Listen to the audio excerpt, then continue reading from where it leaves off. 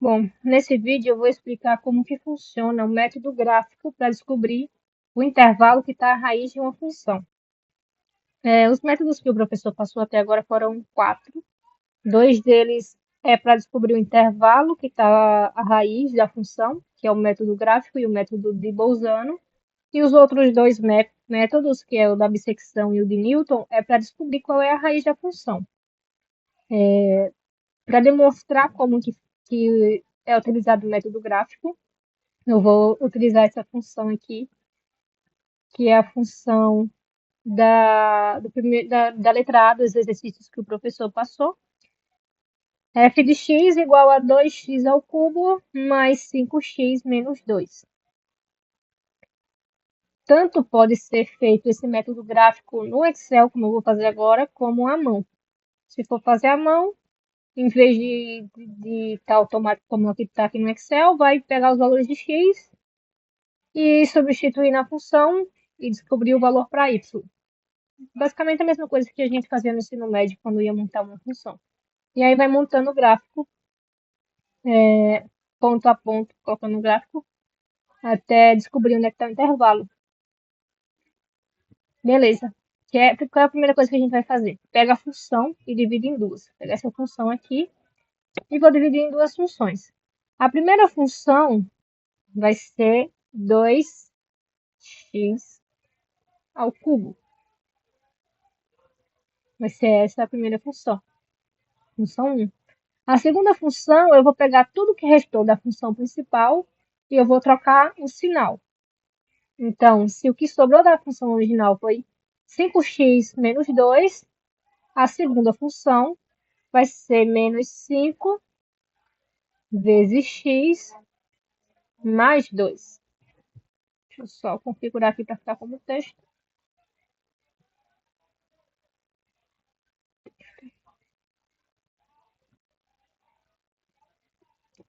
Pronto. Então, o que é que eu vou fazer agora? Nessa coluna aqui, a coluna A, eu coloquei todos os valores para x que eu estou utilizando. Coloquei do menos 20 até o 20. Mas se for fazer à mão, daria muito trabalho. Então, normalmente, quem vai fazer à mão faz o intervalo de menos 5 até 5. Beleza. Então, agora eu vou colocar uma fórmula para substituir os valores de x, tanto na função 1 quanto na função 2, e descobrir o valor para y. Então, na função 1 aqui, a fórmula que eu vou colocar vai ser igual a 2 vezes. Aí agora eu vou selecionar a célula que está o valor x, que é o A5, a célula A5, e vou elevar ao cubo. E Enter. Beleza. Então, depois que dá o Enter, já tem o resultado. Na função 2, eu vou fazer a mesma coisa. Eu vou colocar a fórmula para obter o resultado para a segunda função ali. Substituindo no x os valores ali da coluna A, que são os valores para x que eu estou utilizando. Então, vai ser igual a menos 5 vezes a célula onde está o valor de x mais 2. Beleza. Então, para o menos 20, a função 1 vai dar um y igual a menos 16.000. E a função 2 vai dar um valor de y igual a 102.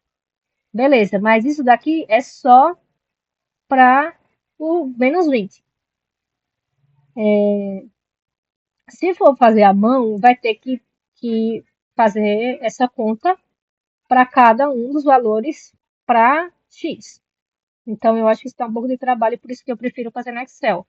No Excel, depois de fazer os valores aqui para menos 20, eu posso selecionar os dois valores, selecionei aqui.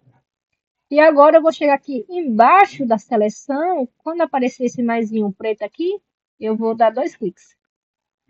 E aí ele faz um auto-preenchimento, ele vai copiando a mesma forma que eu utilizei ali na primeira linha, ele vai utilizando nas outras linhas até chegar ao 20.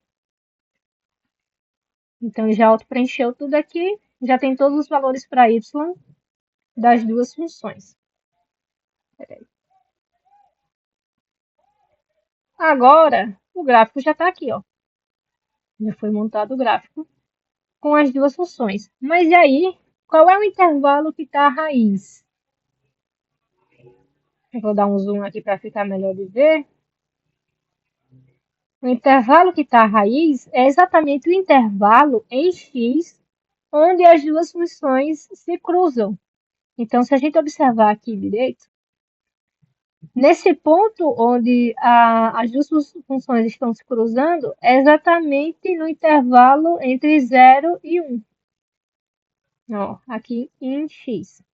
Intervalo 0 e 1. Beleza. Então, só analisando o gráfico, a gente já sabe que está no intervalo entre 0 e 1. Mas aí, se for fazer à mão, obviamente que só vai conseguir esse intervalo, não vai conseguir um intervalo mais preciso. Porque normalmente, se for fazer à mão, vai pulando de uma em uma unidade. Por exemplo, menos 5, menos 4, menos 3, menos 2. Esses são os valores para x.